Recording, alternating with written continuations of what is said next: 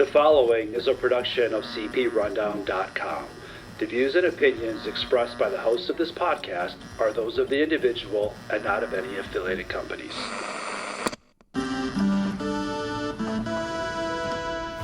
Ladies and gentlemen, welcome to the Rundown on Fun, a weekly podcast covering the Six Flags Entertainment Corporation, the amusement industry, and everything to do with fun. Here are your hosts, Carsten Anderson, Evan Schultz, and Kyle Hu. And we're back. Welcome to another episode of the Rundown on Fun, your weekly podcast where we cover Six Flags news, everything to do with fun. And so Evan, you know, we're minus Kyle again for like a third week and everything. But hang on a second. Someone's calling. She's calling. What is going on here? I thought he was at Kings Island. What's going on? Yeah, Kyle, are you there, buddy? Are you there? He's there. Yeah. Can you guys hear me? Yeah, we got you, buddy. Live, literally, this live right now. I haven't talked to you guys in like 3 weeks. Yeah, maybe longer than that. I was like, I think we're blocked or something like that. And I'm like, I don't know, Kyle, you wanting to record the podcast? And he just goes silent and be like, I find him at Costco or something. But what's up, buddy? Yeah. So I had some commitments in Ohio this weekend. Since you guys are going to listen to this weekend, one of my good friends is getting married, so congratulations him. Yeah. I found myself in Ohio, and I thought, what would be perfect? Well, actually, so I flew into Detroit as I usually do, and I thought, what would be perfect? Let me traverse the entire state of Ohio today and go to Kings Island, north to south. I haven't been here since in the fall of last year, and I haven't been here during like a true summer day in, God, it's been at least 2 years. It's been a while. And and let me tell you what, guys, I'm having a fantastic day. It is 8:35 as we record this. I'm just in the car charging my phone. Okay. And I've had a great day. The weather's been beautiful. The crowds are super light. I got to do new Phantom Theater. Yeah, what'd you think? Oh, Phantom Theater was great. Before I jump into that, it's also great too. This park is running, like firing on all cylinders, guys. Good. Like all the rides are running, all their trains, everything's open, stations are staffed. Like when this park is running, I forgot how good it runs. Yeah. So it's just it's been nice to be back here. Phantom Theater. Let's talk about that for a second. Obviously, I was a huge fan of the stage show that happened a couple years ago. And when they announced that they were bringing this back into a ride, I was probably the most excited out of the three of us. Not that you guys weren't excited, but it was like right up my alley. And let me tell you what, I loved it. Like, honestly, fantastic attraction. Obviously, I got to see a sneak peek at IAPA last year. I got to see the animatronics. But seeing the whole ride today, it was awesome. It was a 10 out of 10. There's a couple of things specifically that I liked about it. I don't know what I was thinking, and I'm not trying to talk bad on the park or anybody, but I wasn't expecting this to be as themed as it was. And I also was not expecting the gameplay to be woven into the storytelling and the sets as much as it was. Mm-hmm. That was a huge surprise for me to see that, these aren't screens. These are physical sets with the gameplay projected over top. Mm-hmm. And then let's talk about the gameplay for a second.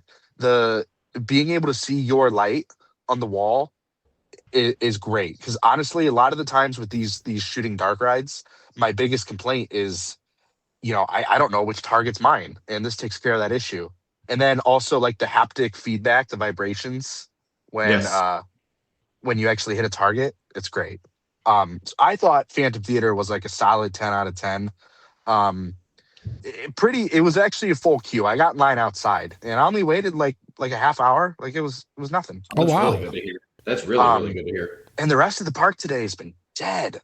I waited 10 minutes for Front Row on Orion. Every other coaster, for the most part, I walked right on. Beast actually had the longest line, the Beast, when I did that earlier. It was like posted a half hour, but I kind of poked my head in the queue, and it was the extended queue wasn't open, but the entire regular queue was full, extending out on the midway. So I bit the bullet. Okay. I bought a $10 fast lane, single use fast lane. There you go. Skipped the line on that, but everything else has been great. Racer, every time I come here, I'm like, oh yeah, like Racer's good now, but like it's really good. I forget how good that ride is. But yeah, I mean, I've been gushing about this place. It's good to be back on a true summer day. And this isn't all of the theme park fun I have planned on this road trip. I have a wedding tomorrow. Well, not road trip. I didn't drive, but I have a wedding tomorrow. And then Saturday, I'm actually staying at Hotel Breakers. So won't get to talk about that tonight. But next week I'll come back on and we can talk about that. But yeah, I mean, it is 8:39 here as we speak at Kings Island, and the sun's going down. The temperatures are getting cooler, and I'm about ready to head back into the park for the last little bit.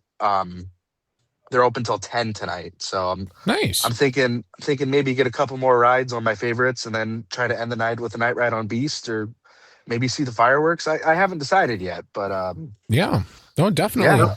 It's 8:39. You better get back in there. I was going to say, thanks for calling us. That was random. Like, oh, okay, Kyle's calling. Sure. We're recording, and obviously we have a group chat, but you were like dabbling of like, maybe you're going to call, maybe you're not. And then Nevin and I are just about to start, and I'm like, oh, okay, yeah, sure. So good thing we were recording and not screwing around. So, but yeah, Kyle, go have some fun, and we will talk to you, next week, and get you, your trip report of what you did the rest of your night, and how Hotel Breakers was, and how Cedar Point was. Yeah. All right. I'll talk to you guys later. All right, Bye. buddy. Woo-hoo. Awesome. Well, that was really cool of him just dropping in and messing up our show notes and everything or whatnot. So I was just going to read his text from earlier today, but that worked too. You're right. Yeah. So jumping right into it. So Cedar Point. What we actually were going to lead with. Yeah. Cedar Point, obviously, is open daily. Their daily ops now are 10 p.m. Closing, which is really nice. You don't have to worry about the 8 p.m. closings right now. And, summer's just starting to get into full swing and stuff. So speaking of full swing, we've got Cedar Point's Barrels and Bites. We got to go and check out, get a little media preview of it and everything. That was really nice. We did get to try some of the food, and I'll just talk a little bit about kind of like what we were what we were able to try, and kind of like just give a little bit of a rundown for it. So we got to try the mini crab cakes. Those were served, and they were extremely moist in the center. Really good. It wasn't crazy, a crazy seafood taste to them. And it was really, I think, if you're anyone who's wondering, it's a la carte. So everything is pretty much just, if you see something, just about $10, you just buy something. Roughly. It's roughly between I don't know, $6.99 to $10-11 or whatever for a single meat, a single sample sized, I guess you could say, a little bit more than a sample size. And then the drinks start maybe at I don't know, $10 for a glass to I don't know, $15-16. They have bourbon flights, and then the flights obviously are more expensive, I think $30 or $35, just depending on whatever you're getting and stuff. But you're obviously getting 3 or 4 drinks kind of thing. But anyway, back to food. So mini crab cake, that was really, really good.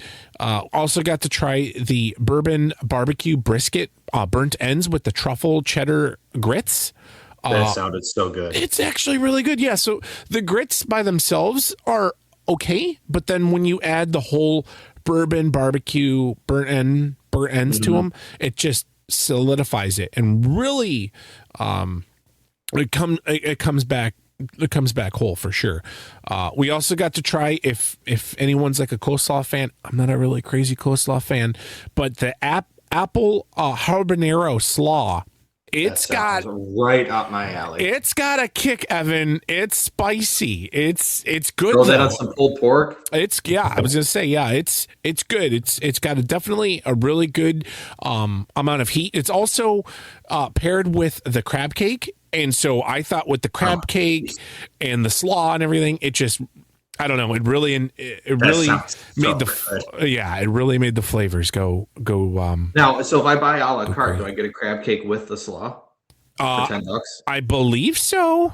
I still haven't been to the park since I started this. That's true. Yeah. I mean, it's only been open a handful of times since I've been there, just because the weather's been really crappy and like rainy, monsooning and stuff. But at least it says that it's supposed to be that on the brochure. They've got like a brochure online. You can go take a peek. I think I read through that the other day and a couple weeks ago. And see.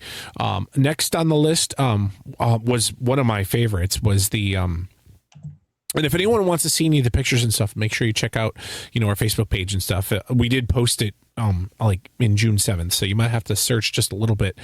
But yeah, so we were able to try the honey and herbed brined smoked wings. I thought it was really good. Like they were very smoky, like a smoky taste to them. They were sweet, but they weren't like overly sweet. Like they were a perfect amount of, like, it almost was like a hot honey kind of thing, and everything. And then also we got to try the chicken skewer bites. I was interested in those. So I think in the brochures, I think they probably changed it online, but I don't know about the printed ones. But it did say steak. I understood it to be chicken this whole time, yeah. So they definitely typoed that. Yeah. So there was a typo there, but it was really good. I thought that there was a little bit of heat from everything that's on there, and the garlic pulls it together well. Again, really good. And then there's also the grilled flatbread pizza. That had a lot of pesto flavoring to it, but it also had like really earthy, like wild mushroom taste to it. I don't know. I thought it was really good. I'm sorry to cut you off, but online it still says garlic steak bite. Oh, nice. Okay. It's garlic chicken. It's garlic chicken. Yeah, y'all. garlic chicken. Yeah. And I'm running all of these. So if you're looking for those pictures and things like that, we do have a more in-depth review. And you can kind of find a little bit more about that. And then also the chocolate stout mousse. Let me just say, first you try it and you're like, okay, it tastes like chocolate mousse. Yeah. And then, Evan, I swear to God, you give it like 5 seconds and the aftertaste, you start to get that stout. You start to get the deep notes of it. And you're just like, whoa. And it's a different level. Oh man, it's good. It's really, really good. And then obviously the chocolate, the white and dark chocolate covered dipped strawberries. Yeah, chocolate strawberries or chocolate strawberries. Yeah. So I mean, if you like chocolate covered strawberries, that's right up your alley. But yeah, the don't sleep on the chocolate stout mousse. It's really good. I have like 4 things that, like, look, I'm only going to probably get there twice while this event's going on, so I gotta like do 2 things each time. So the mousse, yes, the chicken skewers, the yes. burnt end grits thing, and maybe I have 5 things because I want everything. I want the crab cakes and the slaw because of the slaw. I want the slaw. Yeah. And then the wings. The wings are good. And then also I think I'm not a big burnt ends person though. So maybe I'll swap that out. There's a cheese. There's some kind of cheesecake that we didn't get to try. I haven't gotten to try yet. Didn't get to try. Yeah. Well, I mean, like I said, it's been closed and everything, and also my work schedule hasn't been so. We next week's episode when we have Kyle again, we'll talk about it because I'm sure we're gonna partake this weekend. Yeah, for sure. And have some more delicious bites. By the way, if you're looking for, I know a lot of people, and Tony did talk about this. A lot of the guests and things like that, they were like, "Where's Brew and Barbecue? We really miss it." Or this is so much better than Brew and Barbecue. And there was also Frontier Fest. Yes, Frontier Fest. They're like, so this is almost like both of those combined. There's like you've got your entertainment aspect of it, and you've also got your food and your drink, but it's very well elevated. Like it's not like how it was just like with the like Brew and Barbecue was almost kind of like with just like a few drinks and some food, you know. And Frontier Fest, I thought, was more on the live entertainment side. But yeah. So this is more of a higher end I guess you could say, with like, it was Yeah. very relaxing. You just can, there's a lot of areas where there's like a swings that you can sit on. There's lots of seating everywhere, all on the trail and stuff. Just very, very relaxing. That was my and thing. stuff. And I think I said this when they announced it. Like, I don't really care what they call it or really what they do with it, Mhm. as long as the food's good. Yeah. It's on Frontier Trail. It's That's cool. a huge win. And That's you can a huge win. you can buy a churro that was made by, there's a chainsaw carver guy that's on the Midway and stuff that does a bunch of shows and things like that. Oh, so you mean like a model animal, not? Yeah, sorry, yeah. I thought the cinnamon it'd be dessert. like a wooden cutout of churro and stuff. But you know, Yeah, I'll pass there's along murals or for like the kids to paint and do different murals every single week and everything. There's also like some new games and stuff and everything to play on the Midway. There's cornhole. There's also there. I did post a video of this. There's the what is it? Drop. The wine bottle drop. That's Yeah, something I want to do that.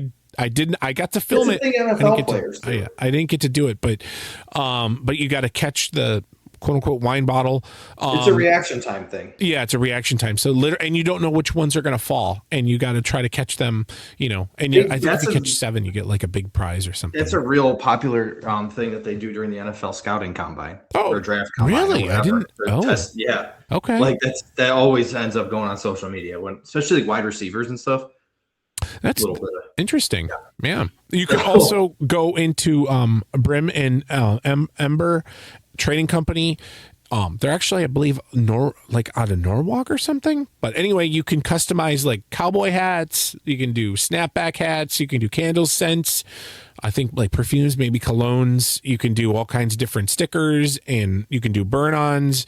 You know, all kinds of crazy stuff, which is really, really cool. Again, thanks for Cedar Point and Tony to inviting us out.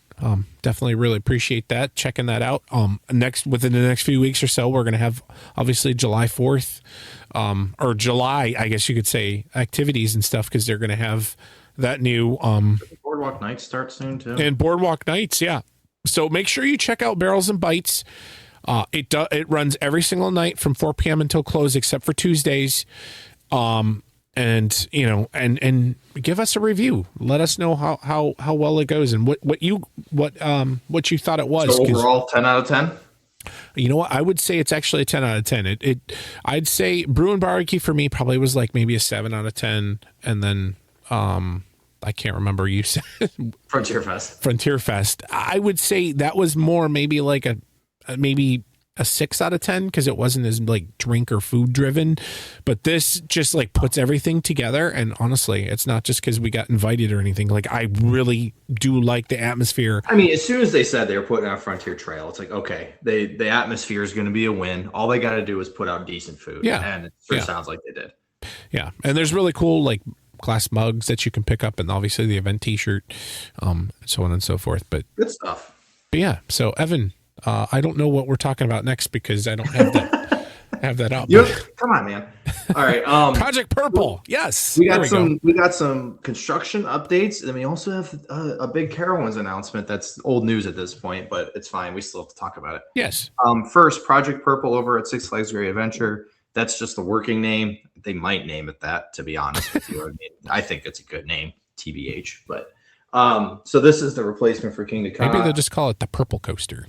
Yeah, the big purple one. That's what GP's gonna call it anyways. So. Yeah, right. So anyways, we know a lot about this ride anyways, just because of the grapevine and Twitter, and you know, people know things, but it's projected to be a mock extreme spinner with a long upside down launch, which is already built, so we know that's there. And they've started on the spike, which is expected to be a not only a spike, but at the top of the spike, it's going to kind of do a twirly thing and kind of like helix up the very top of it, and then you're going to roll back down. Allegedly. I mean, I think it's a pretty safe bet. But so anyways, that spike tower, whatever you end up doing on it, is like halfway built. Yeah. And it's huge. It's starting to feel like Six Flags Great Adventure again, because it's what's like you're not missing that giant piece of metal where King the Cop was anymore. Right. So that's really good. And it almost looks like it almost looks like it's it gives the same vibe as King the Cop. Kind of like the way that it looks a little bit. So yeah. The supports are very similar. I mean, it's a mock Riot's coaster and it's purple, not green, but I don't know. By the way, is this the first time, if the rumors are true, is this the first time mock's gone that high before?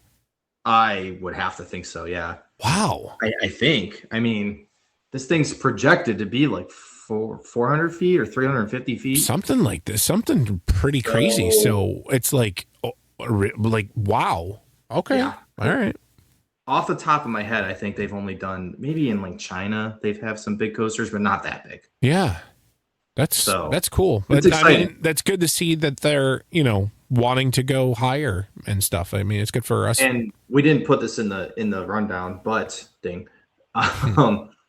the boardwalk area that's opening this year has kind of started the soft open. 2 of the rides I think have opened already. Sweet. Okay. And the Barrels of Fun roller coaster that came from Six Flags America has been seen testing. So we're getting close, and that park is really starting to for the coaster. itself. That's such a weird name for. It feels like that should have been at Cedar Point, because the Cedar Point actually had Barrels of Fun, that famous photo op from 1920 that's still around. So, anyways, super exciting times at Six Flags Great Adventure. I think it's fair to say that our annual boys trip is probably going to be making a trip to the Northeast next year. Yeah. So, yeah. And in other exciting news, and this will probably be like the second last time we talk about this ride, at least as far as all the excitement leading up to it. Tormenta Rampaging Run has been testing, and they have announced that it is opening to the public on Friday, June 26th. Nice. So yeah, I pretty much exactly how Siren's Curse. Yeah, it's about the same time. Right around. Which is kind of interesting because they started very early on that. I wonder if they had some kind of hiccup or something. But she's testing like crazy, and I don't. It's exciting. I'm still Giga Dive coaster. I'm gonna hold my. I don't know. You gotta ride it.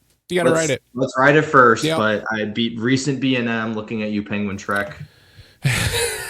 I don't know, man. I don't know. Yeah. We'll see. We'll have to. We'll see. Definitely have to see. And Raptera too. People talk about. I haven't ridden actually either, but the internet never lies, my friend. Right. And the internet says they rattle. Well, hopefully they don't, or at least this doesn't. So yeah. I will say I looked at Frontier flights to Dallas. There's no good day trip options because whatever flight leaves in the morning from Cleveland, the only direct flight home is right after that. So I couldn't. It's not like it's a. Oh, you'd have to spend the night. Fly in the morning, fly at night kind of thing. So gotcha. I'd have to stay the night, which I don't want to do for a rattling B&M Giga Dive. That's hey, you don't know. You don't know yet. You don't know yet. Yeah, I will say, rattle or not, the dive coaster from that tall, that hill, that drop, that looks insane. Just looks ridiculous. That looks insane in the best way possible. Yeah, we'll have to see. We'll have to honestly see. I will be watching social media very closely that week because I'm sure they're having some sort of media event. Yeah, we'll see.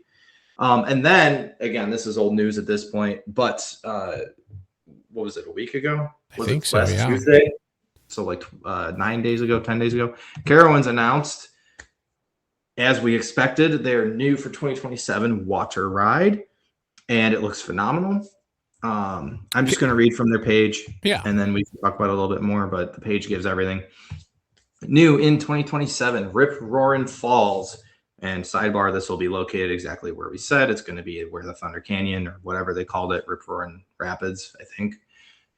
Right there underneath Fury. It's located there, just like expected.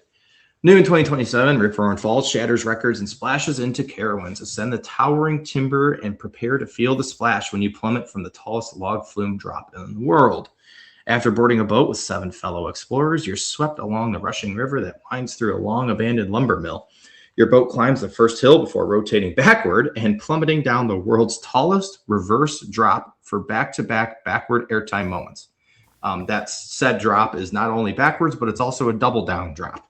So that'll be interesting in a good way.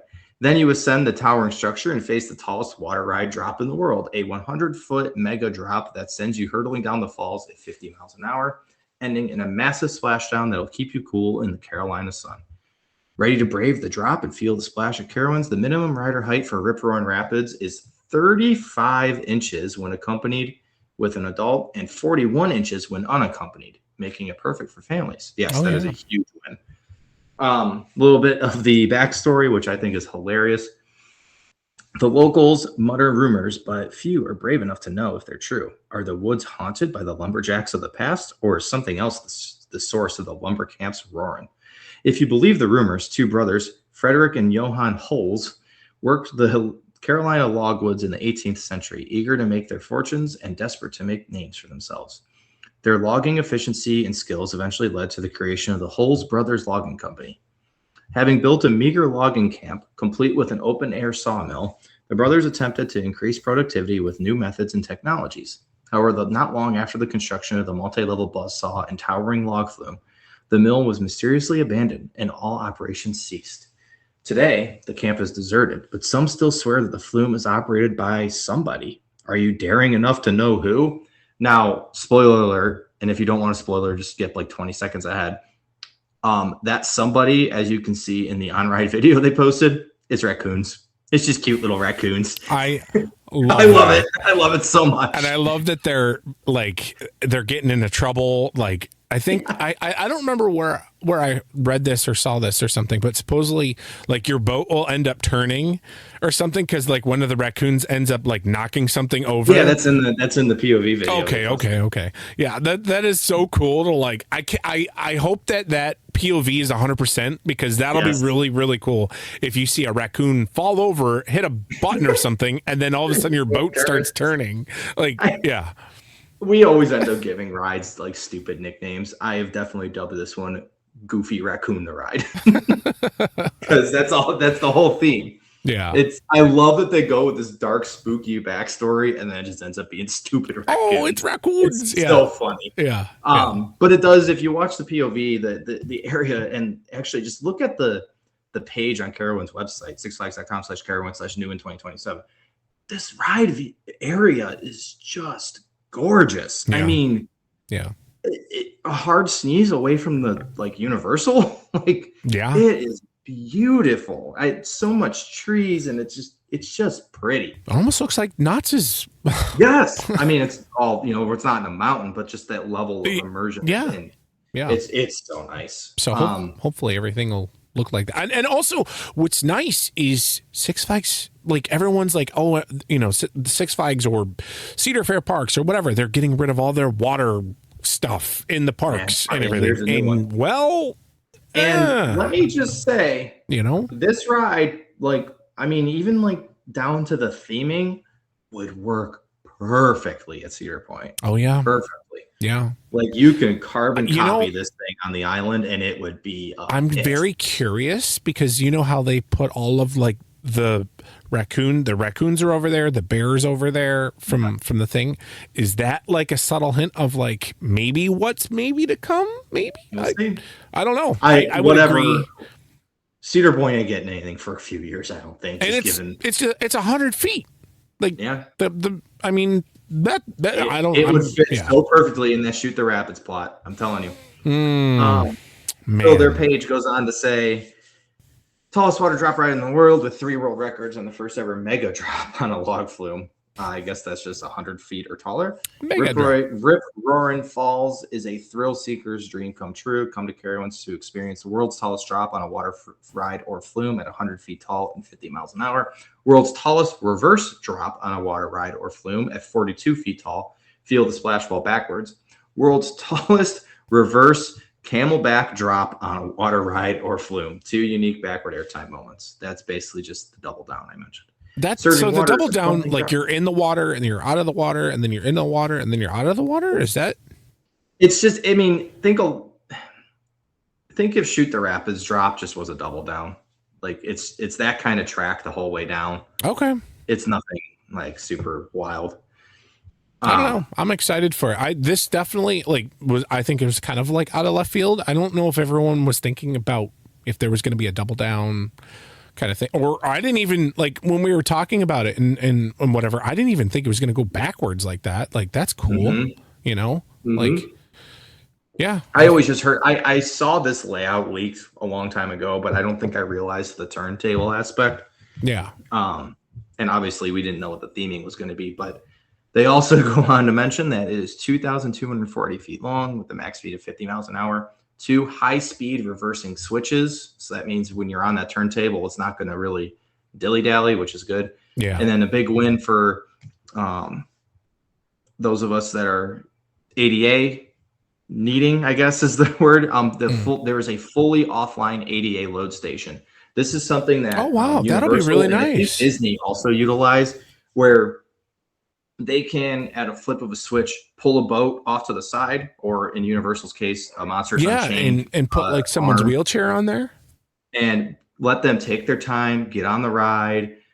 The ride itself isn't slowing down; it's still churning out people from the standby line. Yeah, but this person can load, no problem, get locked in, no worries, not have to slow down anything. And then when they're ready, they can just shoot that boat right back into the line, and they'll go through the ride, enjoy it, and then get pulled off to a different station. And when Donkey Kong at Epic Universe utilizes this, right before you unload, if you look to your left, there's a transfer track. They could shoot a car right over to the left there, and somebody could load in and out, no problem. And then with that, take their time, take their good old sweet time. And then when they're ready and there's a gap in the cars, they can just transfer that train back on and they go through the ride. That's awesome.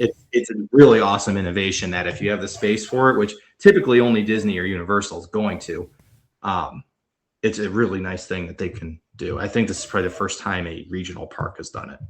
So that's awesome. That is super, super awesome. Yeah, that's really cool. That wraps up our Six Flags news. Right, we got so many Six Flags news, like for once. And I mean, it's good though. Evan, I think you can go and talk about Universal, and then I'll finish with my stuff because my dog is barking. Well, mine was too, but yeah. So I'll talk about Universal before you talk about your enchanted experience up in Michigan. So yeah, I was at Universal this past week. Really nothing crazy this time around, because I was at Epic Universe last year, so I already talked about that at length. But that being said, I do want to mention a couple things we did. So what we did is we flew in on Wednesday. We did the OG parks, so to speak, on Wednesday. We had an early flight in, so we had all day. So that we got a nice little Florida rainstorm not long after we were there, or after we got there, so that kind of slowed us down a bit. But otherwise, I mean, what can I say that I haven't said a million times about Studios and Islands of Adventure? The Islands of Adventures remains to be my favorite park in the world. I just love it there. Had a really good meal at Mythos, which, if you've been following along, Mythos is the ranked best amusement park restaurant in the world. Since Epic Universe opened, I'm not sure if that's true anymore, but its days are numbered. Universal is ripping out that area of the park. I think Mythos is going to be the last thing standing, but it's not going to stand much longer than like the end of the year. So if you haven't eaten there yet, you definitely need to. It is phenomenal. Granted, you pay for it, but it's phenomenal. So it was nice to get probably my second last meal there. I'm thinking that I'll go there again in September. I don't think it'll be closed yet. Just phenomenal stuff. And then Thursday and Friday, both, we did Epic Universe, which Epic, it's a day and a half park for me. Even if you've never been there, I think we were definitely running out of things to do. But that being said, Monsters Unchained is the best ride in the world. Hands down. It was running beautifully. It was amazing to see, not only on that ride, but everything there, the difference in where they were a year ago in getting that park up to speed and running efficiently and full capacity and to where they are now. Night and day difference. I mean, that park is humming. I don't think I saw anything break down. Hiccup's Wing Gliders was down for a couple hours on Friday. Other than that, nothing broke down. Even Donkey Kong, even the Battle of the Ministry, it was just perfect. everything was running. Stardust Racers was running 3 trains per side. So I mean, that never had a line. Monsters Unchained, all the animatronics, but one of them on Friday was working. So that's running about as good as it can. Donkey Kong, that ride is known to break down, and it didn't. At least not that we saw. We rode it, I think, 3 or 4 times over our 2 days. I know early on the Untrainable Dragon show was kind of hit or miss on if the, spoiler alert, the toothless animatronic would actually fly, or if they kind of just act like that didn't exist. It worked for us, no problem, and I didn't hear anybody complaining. And then, so we tried a new restaurant. We tried Atlantic, which is the seafood one, right? Premier seafood restaurant right near the front of the park. All glass. Yeah, it's beautiful. Not a big seafood person myself. But what I had was, I love shrimp. I love shrimp, and they have a shrimp pasta. Oh, with like creamy tomato sauce and shrimp. Oh my God, dude! Okay. I mean, seriously, one of the best meals I've ever had, ever. Wow! Inside of a park or not, it was so good. Normally, I would have said go to Blue Dragon. That's the Pan Asian place that's attached to Helios, or right next to Helios. But we decided to try something different, and oh my God, it was so good. I could not stop talking about it. We also tried this weird little like buffalo chicken dip type thing back at the Burning Blade Tavern. It was really small. It was just as definitely meant to be a snack, and they gave you pita chips to dip. Oh, so good. So good. And then so the big star of the show for me was Stardust Racers. Now, last year I was like, yeah, it's good. It's fine. It's not the best ride in the world. It's overhyped. Velocicoaster clears by a mile. It was rough. It was rough back then. It seemed like Mach maybe kind of missed the mark on a ride that's going to be running so often. It's like, why does this ride have a rattle already? It's August of 2025. This ride opened 4 months ago. What the hell's going on? Well, it's had a couple extended downtimes since then, since the last time I was there in September of 2025, for 2 different reasons. The one most recently was it valleyed, and then all of a sudden they were like, we have a planned maintenance, and it was closed for like a month and a half in like January and February. Whatever they did, I don't know what that was about, but whatever they did, that ride is running smooth as glass. It doesn't break down at all, or hardly at all. It's churning out people like crazy. It was so freaking smooth. I couldn't believe, and we rode both sides. I think we rode it 8 times over the 2 days, maybe 9. And we probably rode green side 5 times and yellow side 4 times. So I think between that, we probably got on every train on each side. Yeah. And it was all just butter smooth. Didn't matter if you're in the front seat, back seat, front seat of the car, back seat of the car. It didn't matter. It was awesome. I just love how magical it is to like look above and you just see the other train like above you, and it's especially at night, it looks really cool. It's unbelievable. It's like you're so close to that train and its wheels and it just moving. You can hear it. You can literally hear the other train like whistling. It's just so good, and we could actually see the Stardust from our hotel room at Dockside. Nice. So, okay. But yeah, That first launch though, when you are so going through the tunnel, and I think Velocicoaster's still ahead of it for me. But if you took both rides and plopped them down in an empty field, so that means Velocicoaster loses all its theming. Yeah, I think I got to go with Stardust. It's just Velocicoaster has all that extra fun to it, and I do think I still got to go with Velocicoaster. I don't know. Damn it.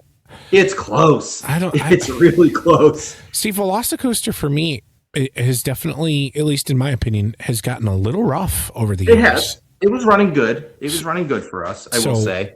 I'm curious if it's because of the track or if it's just because they run it like consistently, and I think I think it was said that a ride at Universal has like the same number of ride cycles on it in like a year as like Raptor would get on it in like 5 years. Right. Yeah. That track and trains, they deteriorate so much quicker. Yeah.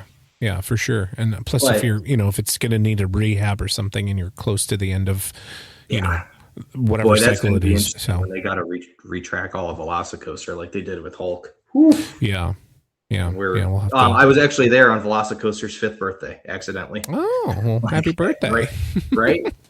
Yeah, they were tweeting about it while we were there on Wednesday, and I'm like, wait, what? Did they give out anything like Hell no. cake or anything? That'd be nice, right? No.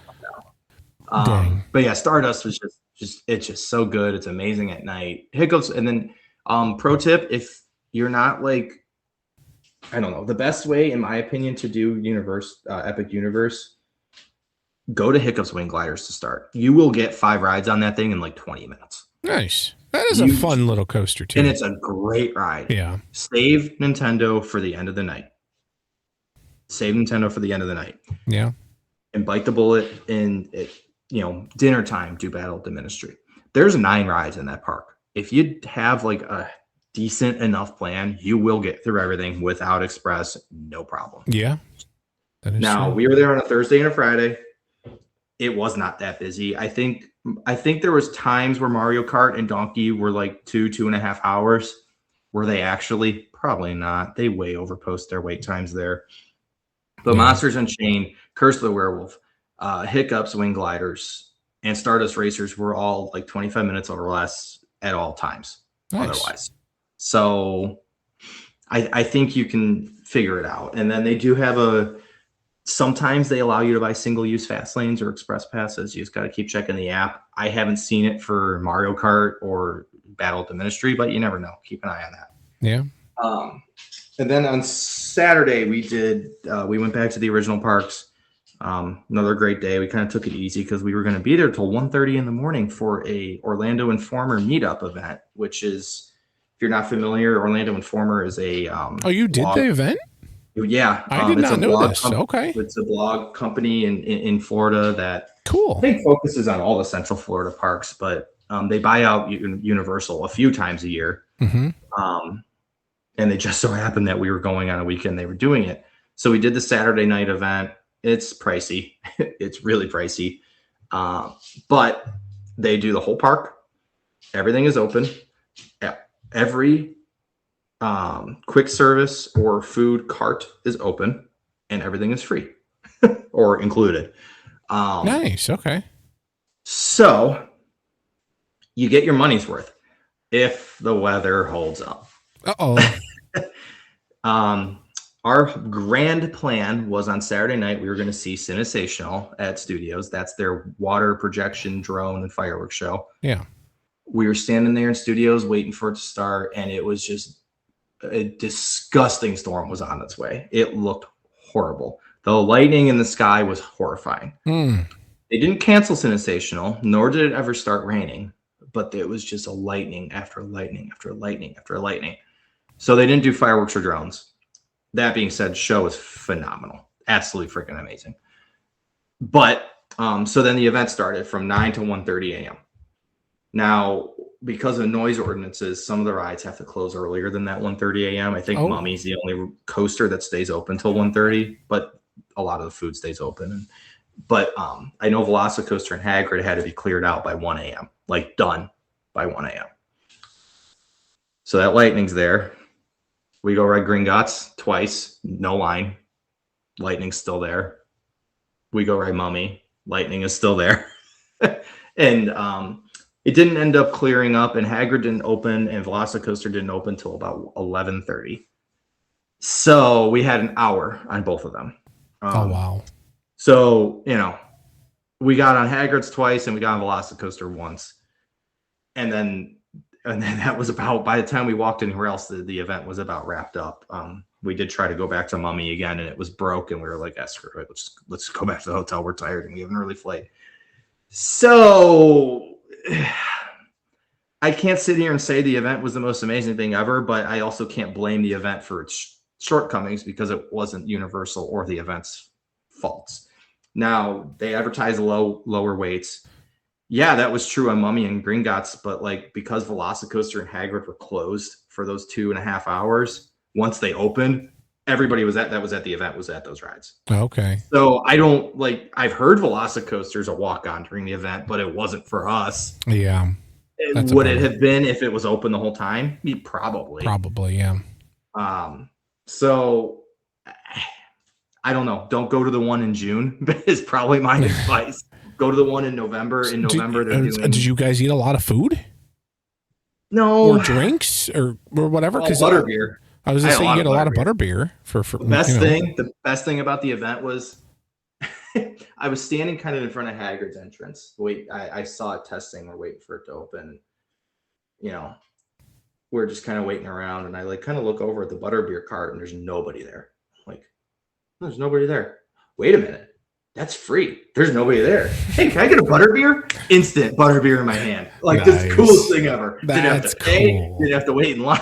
That's cool. It was awesome. That was definitely the best part of it. And we also ate 3 broomsticks. They had their fish and chips for free, which they're so good. My God.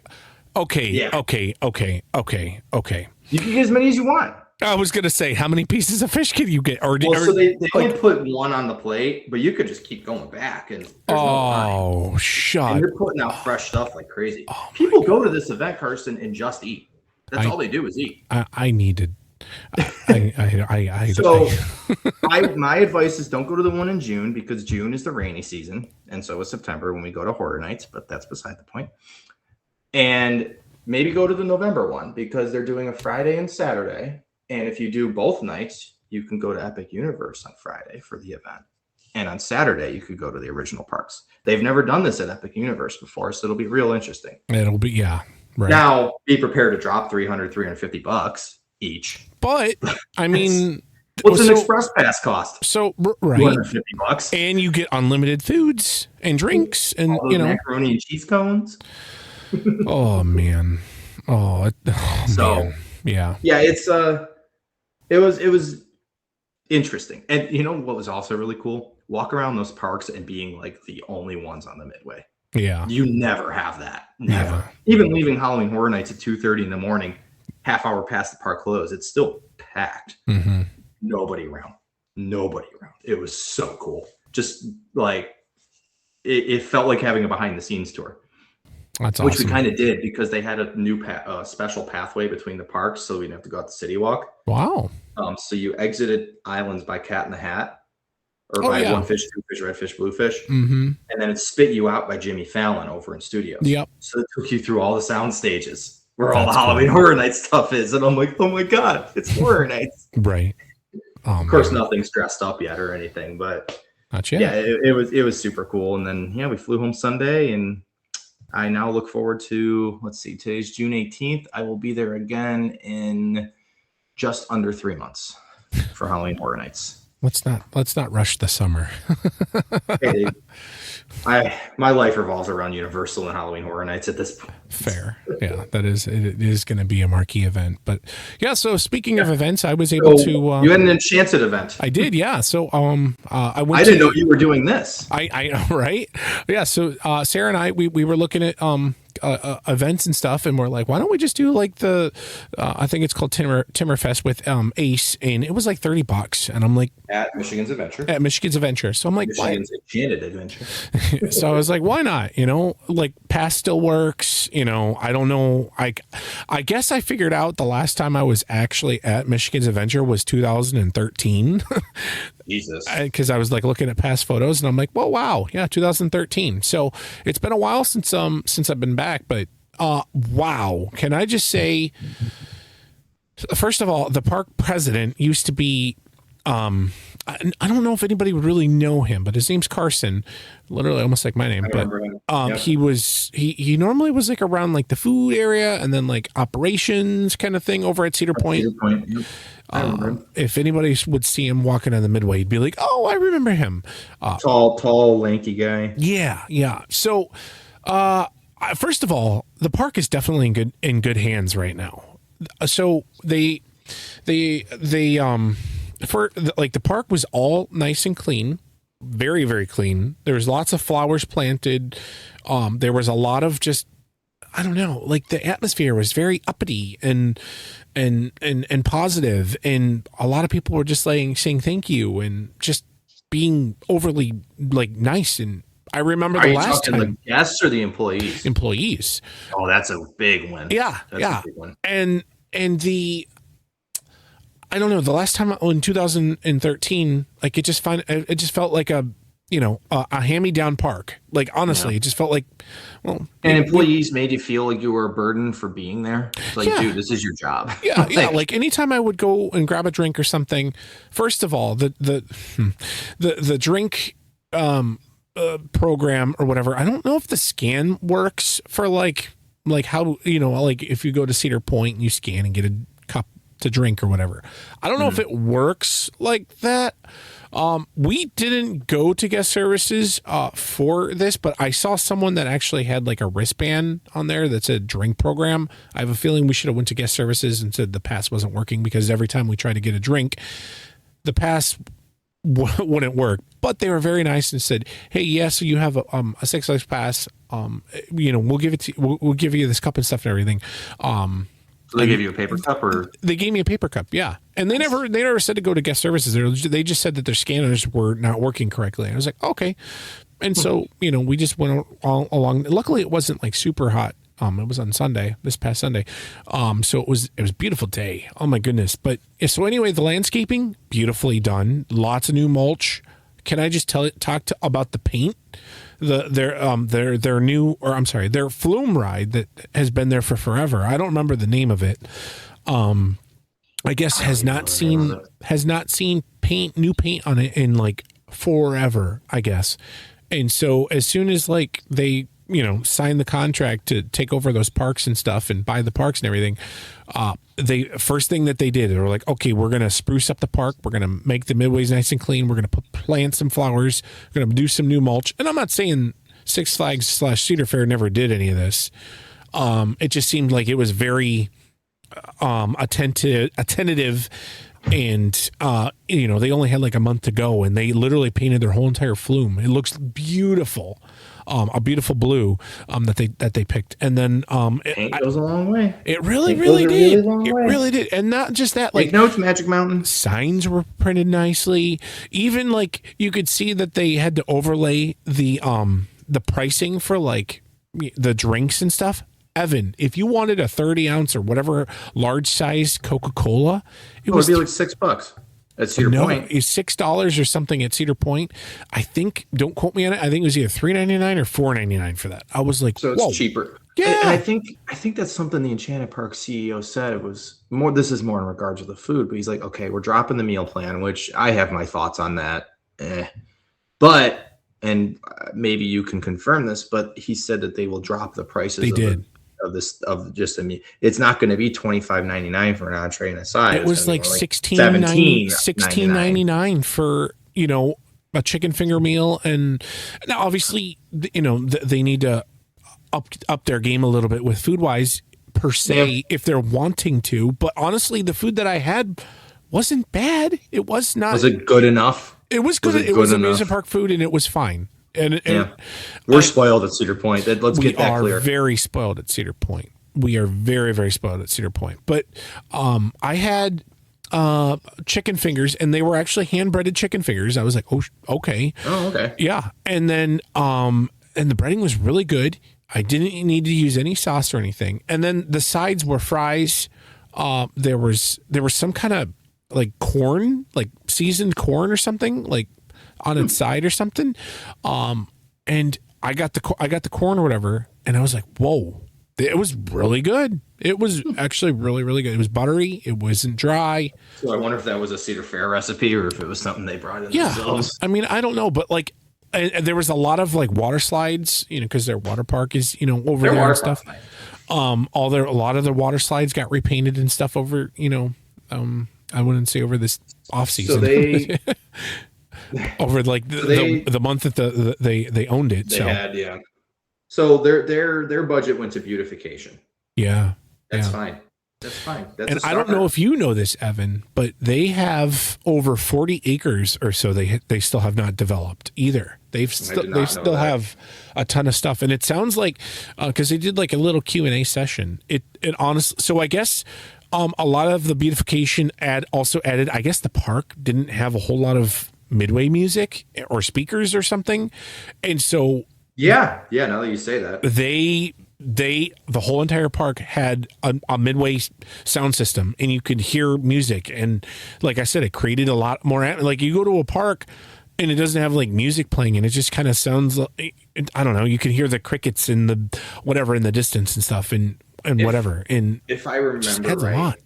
When I was there in 2021, okay, when I was there, the area from like the water park or like the edge of Corkscrew back to like Thunderhawk, that like whole left half of the park was just silent.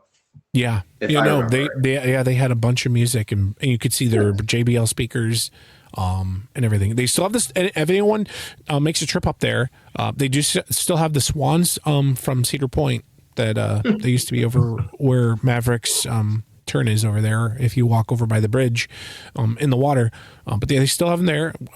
We got to ride that. That was really cool. And then what was also cool was knowing that they're just, I don't know. It sounds like they're going to have a lot of money that they're going to be doing into the park, like new rides, they've got like a team trying to figure out like what the park is missing. What their goal is, and that's their 70th birthday this year, is they're wanting to have the water park folk stay in the park longer, because once the water park closes, they say they just see a mass exodus of just everything. Now, my idea is maybe build a really good coaster that doesn't give you a headache / shake you around like the wood coasters that they have. Now, the coasters that I got to ride, in my opinion, and also Sarah's opinion, I was able to re-ride the coasters. They weren't bad. They were not bad at all. Thunderhawk was the best SLC I ever rode. Thunderhawk wasn't bad. Corkscrew, that little steel coaster, that wasn't bad. And it was very short. I thought it was going to be a little longer than that. But they also have the new track on the RMC track that they used, that they use. I don't remember what it's called, but like 208 track. Yeah. To where it takes part of like a rough section of, for instance, Shivering Timbers, like the turnaround, for instance, that's all RMC 208 track, to where, you go back down and you could tell when you go from steel track to the wood track, parts of it and stuff and everything. They do have to do some more maintenance on it. Yes, they do. But you know what? It was re-rideable because we had some ERT on that, and also the Wildcat. Wolverine Wildcat. Yeah. And that was also, that doesn't have the RMC track, that has the Titan track. Yes, the Titan track. And GCI. Man, yeah. So it's cool to see both companies are representative there. I'd like to see them do maybe a little bit more, or maybe some more track work and stuff. But it'd be really cool to see if they do like, I'm just shooting it out there, but like if they do like a 200-foot coaster and maybe some really cool flat rides, I think they would probably be able to keep a lot of people in the park after the water park closed, because they'd be like, ooh, let's do this and do that. That's why they're doing a bunch of like theater shows and stuff after, late in the day and stuff. So because they want people from the water park to come over and take a peek and see. Well, and I think, I don't know, maybe the metrics say otherwise. I think part of that is going to be, you got to stay open later. If I leave the water park at 6:00 and the regular park closes at 7, I'm not changing over. You know what I mean? If you stay till maybe 9 or 10 o'clock and stuff. They did say that they were working on that, because the problem is, Evan, is a lot of the lights that they used to have in the park don't work anymore, or they're not up to snuff kind of thing. So, yeah. Cedar Fair didn't take care of that part. I mean, it almost sounds... There's a lot of infrastructure stuff that's got to happen first. Right. And it almost sounds like, they kind of just gave them a check of, say, just to give you a ballpark, an idea or something of like, okay, here's $500,000. Do for the off-season maintenance and get that stuff done. Pretty. Make the park pretty. That's all you get, and whatever. To where now it seems like there's going to be a lot more money of it going in, because it's one of the bigger parks in the chain now for Land wise, yeah. Yeah. So it'll be really interesting to see. They were, I don't know if you know, but there's a walkway over by the train where you can walk on the side of Wildcat. Yeah, The like wooden north side of coaster. the park. It's like a gravel road. They said in the long term, they would like to have that be like a midway and connect that with the other side of the park. That way Well, and what do you connects up connect that into with? Rides. You connect that with rides and new rides. Oh, and more yeah. new rides. Yeah. I mean, I know we talked about when California's Great America eventually, unfortunately, closes, that not Gold Striker, Railblazer, the RMC single rail would be a perfect. Michigan's Adventure is built and designed for that ride to go there. And I wonder, let's just say if there was already that kind of idea floating around in Six Flags' head, is there still a possibility of that happening? Like, hey, Enchanted Parks, you can have this ride. We were going to get rid of it. We were going to send it to Michigan's Adventure anyways. Maybe. Cut us a check for $1 million. Yeah. Here you go. Maybe. And I think that in a flat ride package, you got a really good start there. Yeah. No, I think that the park has definitely got a much brighter light. You could definitely see it in like the full-time employees and stuff. And it just seems like, I mean, just to give you kind of like an idea, and I mean, it's the 70th anniversary.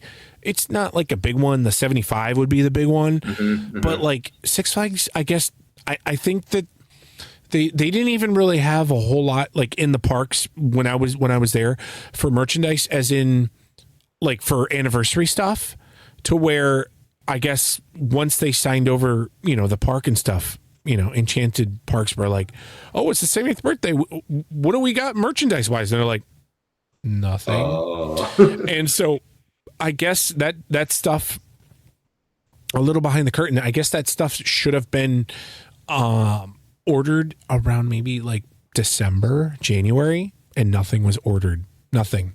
So Jesus. Like I said, like Six Flags Cedar Fair would just send a check to them and kind of be like, okay, well, here you go.